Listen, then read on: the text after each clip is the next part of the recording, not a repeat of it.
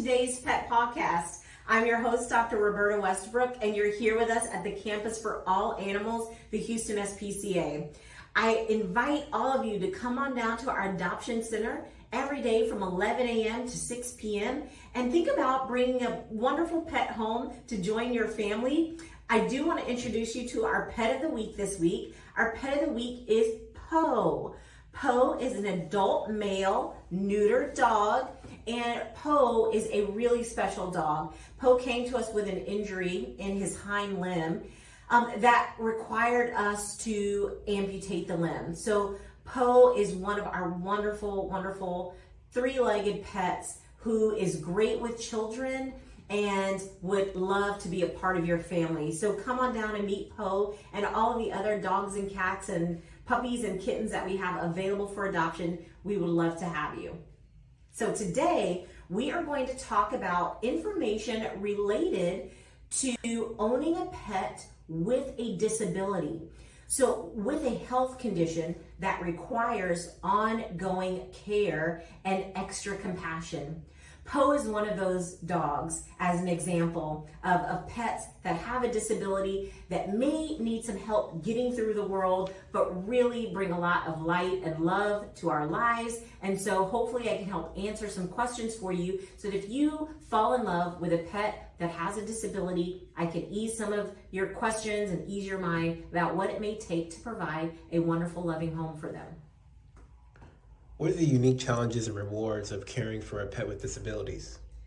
You know, that's a great question. When we talk about some of the challenges of owning a pet with a particular disability, some of that is going to depend on the type of disability in terms of the challenges that you and your family members may encounter.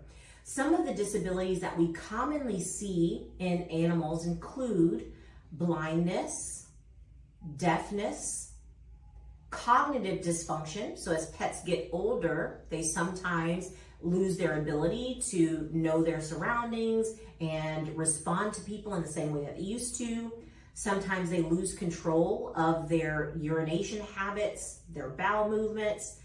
We also see pets that have severe spinal injuries that result in them not being able to use their hind limbs or sometimes all four limbs. We have pets with disabilities like diabetes, where they need ongoing, regular, intensive care. And we see some animals that are like Poe, that are three-legged. And generally these animals do really well, but they still have some considerations. So there's some unique challenges in all of these conditions, and it may just depend on which of those you're dealing with, but there's also wonderful rewards. And that is you're providing a loving home for a pet that otherwise may not be able to live a long, happy life. And that's rewarding to know that you're able to give of your time and your heart to these animals who don't have anybody else. Going into deafness, what are some signs that a pet might be deaf? Yeah, so let's focus on deaf pets for a minute. You know, we sometimes see deaf pets coming through the shelter, and the causes are variable. You can see congenital deafness in some breeds of dogs. Sometimes congenital deafness is related to their coat color and eye color. So certain breeds of dogs, sometimes, you know, all white dogs, sometimes Australian Shepherds, they may have deafness, congenital deafness. And then sometimes deafness happens in old age. As pets age, they can sometimes lose their hearing. And then we can also see deafness as a result of medications. There are actually some medications that are used in the ear that can actually contribute to hearing loss temporarily. So there's lots of potential causes for deafness. How will we know if our pet is deaf? There's going to be one clue. One clue is that oftentimes a deaf pet will seem startled when you approach them or touch them. A pet that has hearing is very sensitive to their environment. So as you approach, they have really sensitive hearing and they can hear you. Hearing pets will oftentimes prop their ears up. Their ears will oftentimes focus toward the sound. But a deaf pet usually will not have those same types of ear responses. You will not see their ears perk up with sound. You won't see them tilt their head as they hear interesting noises. They're typically more quiet. They typically don't respond to noises in the environment, and they get startled very easily. When these pets come to the veterinary hospital, one of the things that we do to test them is to get out of their range of sight and make a really loud noise. Sometimes we'll take 2 stainless steel bowls and clang them together, something that should evoke a startling surprise. The ears should prop up, the pet should turn toward us. But oftentimes with a deaf pet, when we make that really loud sound, they won't respond. They'll continue to lay down calmly. They may continue to sleep and rest, and they may not realize that anything's going on until we touch them or get within their vision. So if you're noticing that your pet does not seem to respond to whistles or calls, and they seem startled when you're coming into the room or coming up on them, this may be a sign that your pet is experiencing deafness. I would encourage you to see your family veterinarian for more diagnostic testing. Are there any ways an owner can communicate effectively with a deaf pet? Yes, absolutely. So if your pet is deaf, there are still ways that you can communicate well with them. And oftentimes these ways will create a really close bond, because now you're having to be within your pet's sight for them to be able to understand what you need them to do many times. So one of the things that you can do to communicate with your pet is start some visual clues, some visual hand signals, so that you can teach them what you need them to do in terms of things like sit or stay or come. All of these can be taught to your pet with visual clues.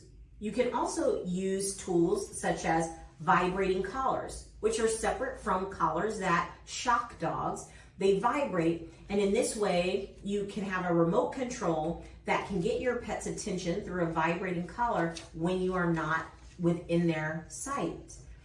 These ways can certainly help you to continue to communicate with your pet and still have that bond that you would like to have with them and keep them safe. Moving into blind pets, what would you say are the most common causes of blindness in pets? Right, so there's a couple of different causes of blindness in pets. Probably one of the most common causes that we see are pets that are older in age and that may be developing cataracts, for example. Cataract is an opacity of the lens in the eye, and it prevents vision. It prevents your pet from being able to see. And so we do see those in older age pets just due to age. Sometimes we see it in pets that are diabetic, particularly dogs that are diabetic, that especially if the diabetes is not being regulated well, they can develop cataracts secondary to diabetes. We do see blind pets that actually are not able to see because they have had their eyes removed. So we see a lot of trauma, and in some cases, it's more common in kittens than in puppies or dogs. But we can have kittens that have suffered really severe eye infections. Sometimes those eye infections will cause ruptures of the eye. And when the eyes rupture, they need to be removed. And so we've had several kittens over the years that have had to have both eyes removed because of severe infection. And so they're growing up blind. And so there's lots of potential causes, but certainly doesn't mean that they can't live a long, happy life. How can owners help their blind pets navigate their environment safely? Yeah, so you may be concerned that if my pet is blind and I bring them into my household, how can I keep them safe? Well, the first thing that you can consider is limiting the space that your blind pet is in. So that if this is a new pet, they're going to have to learn their current environment. So what this means is bring them into your home, give them a limited space that they can navigate, show them in the manner of physically place them near their food and water bowl. They will use their sense of smell, and they can use their sense of hearing to kind of gauge where they are in the room. So you want to show them where their food and water bowl is. You want to show them where a resting place is. and you want to help them to follow you around that space. Oftentimes what you can do is tie a leash to their collar, tie the other end of the leash to your belt loop, and then as you navigate around the home, your pet can follow you. They can learn those patterns. So you want to keep them in a environment where everything stays the same. That way, you don't want to move furniture, you don't want to move food or water bowls, you don't want to move their resting place. Everything needs to stay in the same place so that as they learn their environment, they're not going to run into things if there's a piece of furniture or something that's out of place. Moving into paralyzed pets and wheelchairs, how would a wheelchair improve the quality of life for paralyzed pets?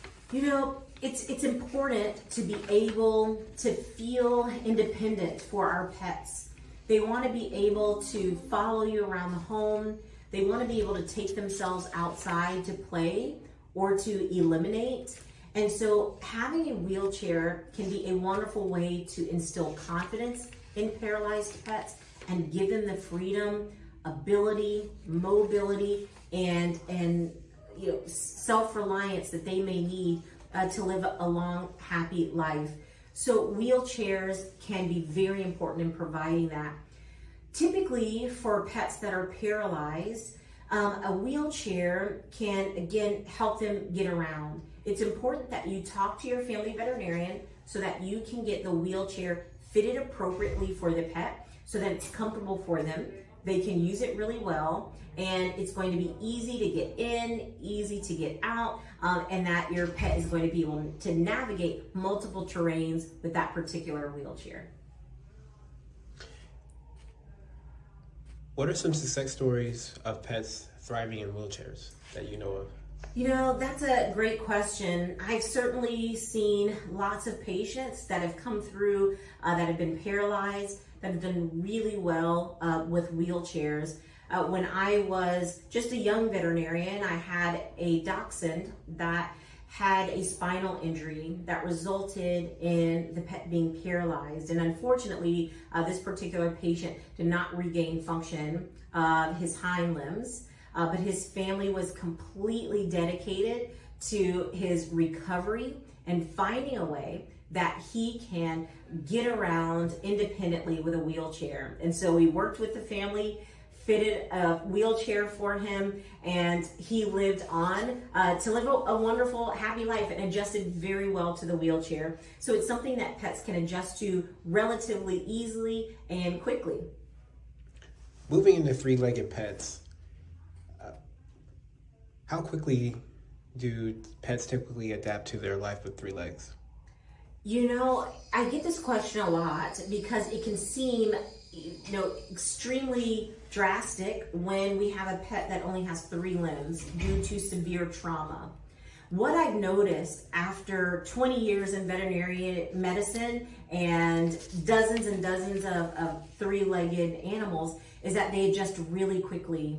Usually the next day, animals are running, walking, playing, and able to do really, really well on their 3 legs. So this is something that we see often, and we're always thrilled at the ability of animals to adjust. They want to be independent, they want to be able to move around, they want to run and play, and they are able to adjust really quickly. Oftentimes, if they have had a chronic injury of a particular limb, they have already adjusted to bearing weight on 3 limbs for a prolonged period of time. We sometimes see animals that have had an injured limb for months or even years. So they're already adjusted to being on 3 limbs. When we remove the limb, sometimes they do better because now they don't have the limb that's been chronically injured and maybe painful. They don't have that limb that's preventing them from moving freely. So pets do really, really well. Are there any special equipment or accessories that benefit three-legged pets? Sure. Particularly if they're having trouble in the early phases of getting up or supporting themselves, there are slings that families can purchase to help lift pets up to get them into a standing position and get them used to that. There are certainly ways that you can help protect their limbs. This is more for paralyzed pets, but certainly if you have paralyzed pets that are going to be in wheelchairs, there are shoe covers and booties that they can wear to help protect their feet from dragging on the ground. And so there's lots of supportive techniques out there that we can help three-legged pets and paralyzed pets really do well and prevent injury to the functioning limbs that they have. Moving into pets who are incontinent, what are some common causes of incontinence in pets? You know, earlier I mentioned that as pets get older, they have cognitive dysfunction. And cognitive dysfunction means that sometimes they forget to do and to function in life the way that they did when they were younger. And so they may have memory lapse. They may not be able to hold their urine or bowels the same way that they used to. They may not be as active as they used to. And one of the things that we see sometimes in older pets is, again, that they lack the ability to hold their urine and defecation. So some of it is old age. Some of it can be related to hormone imbalances as well. And sometimes it may be related to trauma and other injuries. And so when you have a pet that's incontinent, what you have to be aware of is that they're going to need constant care to make sure that we can keep not only their environment clean, but their body clean as well. How can owners maintain a bond with a pet dealing with incontinence? You know, that's an interesting question, because one of the things that I've seen over the years is that when you have a pet that's incontinent, even if the pet is not incontinent, it may be a puppy that's urinating or defecating in the home because they're in the middle of potty training. But whenever you have a pet that is urinating inappropriately in the house or defecating inappropriately in the home, sometimes that can be frustrating, and it can actually inhibit the bond that you form with the pet because you can be frustrated by the constant cleaning. One of the things that you can do to help prevent that is, one, be patient and recognize that it's not their fault. They're not doing it on purpose. They don't want to have this condition, and so it takes a lot of patience. The next thing is to look at ways that you can keep the environment clean, which will reduce your individual frustration, but also keep the pet clean. So there are certainly diapers that you can use to put on pets that can help catch the urine as they're incontinent. Sometimes the incontinence happens at night, so while they're sleeping, you can put a diaper on. You may need to take them outdoors more frequently to help keep their bladder empty. But these are some of the things that you can do. You can also see your veterinarian about medical management for incontinence. There are some drugs that can help to tighten the urethral sphincter and to help hold urine into the bladder. Moving into pets with diabetes, what would be some signs and symptoms of diabetes in pets? Yes. So diabetes is a common condition in cats as they get older. And in cats, typically what we see in diabetic cats is they tend to be more thirsty, and because they drink more water, they tend to urinate more. So you might see what we call polyuria, urinating more, and polydipsia, drinking more. We also see polyphagia. Polyphagia means eating more. And then the fourth condition that we see in diabetic cats is weight loss. And so you may see a cat that's eating more, drinking more, urinating more, but is still losing weight. And so sometimes that can be indicative of diabetes. And it's important that if you see those signs, that you contact your family veterinarian. Dogs as well will also tend to want to eat and drink more, but will tend to lose weight and have some muscle wasting. How can owners manage their pet's diabetes through diet and medication? Right, so you said it. Those are the two staples of managing diabetes: having a really good diet and then using medication. So depending on the type of diabetes that your pet has, some are insulin dependent diabetics and some are non-insulin dependent diabetics. And what that means is, if it's an insulin dependent diabetic, we will certainly use medication to help them. So usually we will start dogs and cats on injections of insulin. After you see your family veterinarian, they will put your pet on a protocol for giving insulin on a routine basis to help provide insulin. It's important to have insulin in the body because insulin allows the cells in the body to be able to use glucose for energy. So we need insulin to be able to have normal cellular metabolism. So there's definitely insulin that can be involved. For diet, usually we want to reduce the amount of carbohydrates. We want to reduce the amount of sugar and carbohydrates in the body. So using higher protein diets or slowing the digestion so that we don't have erratic insulin levels in the body can help regulate diabetes. Moving into a condition that's less common than the others, megaesophagus. What is megaesophagus and how does it affect a pet's daily life? Wow, megaesophagus is certainly not a common condition, but it does occur very often in dogs.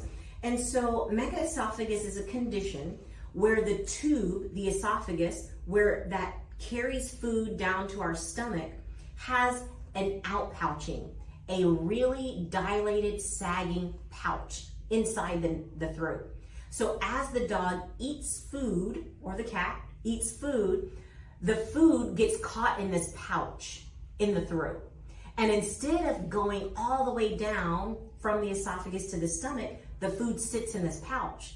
Well, the problem with that is that's not where digestion occurs. That's not where we're going to be able to extract the nutrients from the food. So as the food sits in the pouch, what winds up happening is as your pet gets active and they're walking and running through the day, that food comes back up. We call it regurgitation. They regurgitate their food.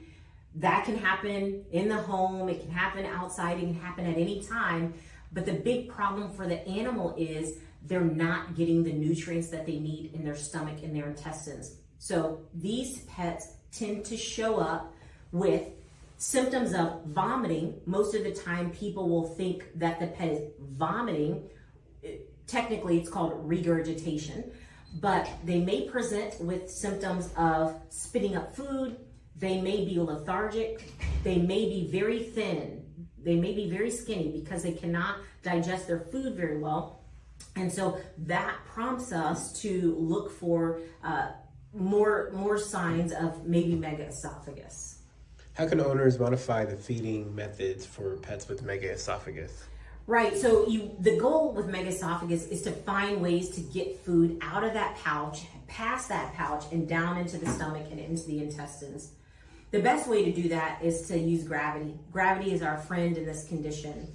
And so what we can do is, instead of feeding your pet in a bowl where they have to hold their head and neck down, and it encourages food to sit in the pouch, sometimes feeding them in an elevated way where you raise the bowl, put it at their level, sometimes even feeding the dog while they're standing on their hind limbs. You can get a chair for patients with megaesophagus where you put them in this sort of a dining chair and they're on their hind limbs and they have a bowl that sits at mouth level and they can eat from the bowl. And as they're standing on their hind legs, the food uses gravity to get past that outpouching in the esophagus. This can be a way to help get the food into the system, particularly if we liquefy the food. So if the food is less chunky and dry, but we add water to it and make it a little bit more liquid,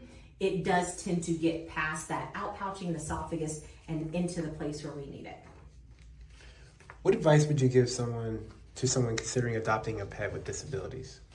You know, adopting a pet with disabilities can seem intimidating at first. I would say do some research. If there's a pet that you've fallen in love with and you know the condition that they have, do some research. Talk to a veterinarian. See what's going to be required. Take time, take some patience, take some research, and then go for it, because it's going to be both rewarding for you and the pet. We appreciate everything that you do by joining us here at the Pet Pawcast and giving us your continued support. We ask that you please come on down and visit us. You're part of our extended family. We couldn't do this without you guys who support us. So come on down to the Houston SPCA Adoption Center and look at all of the pets that we have available for adoption. We can't wait to see you here, and we'll see you next week on the Pet Pawcast.